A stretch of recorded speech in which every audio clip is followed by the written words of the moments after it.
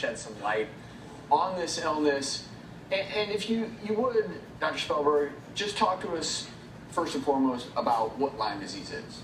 Well, Lyme disease is an infection that's caused by a bacteria that is transmitted to people from ticks, from deer ticks. And in the United States, the primary areas you get it are in the Northeast. There are areas in Wisconsin, Minnesota, small area in Northern California, and it does exist in Europe and Asia as well. What kind of symptoms do people initially have and treatment? The initial symptoms that you get relate to a rash at the site where the tick bite was.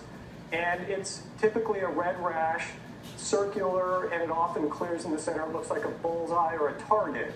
And if you develop that rash and you're in an area where there is Lyme disease, that's really all the doctor needs to make the diagnosis. And antibiotics are very effective at stopping the infection at that point. Yes, antibiotics work when you get it right there and then when you get bit. In the chronic situation, it's a lot more difficult. You know, like for me, it all was in my brain and had been there for probably, 3 or more years. Antibiotics after 90 days didn't do anything for me.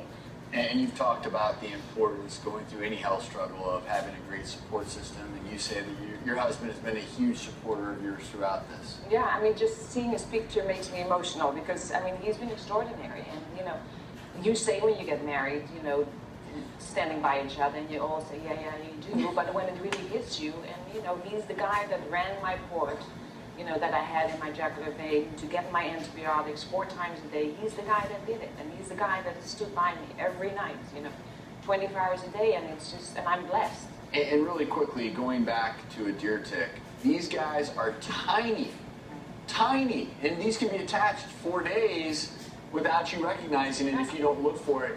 You see this tick attached, get it off of you. Go to the doctor. Look for the bullseye rash that Dr. Spellberg mentioned.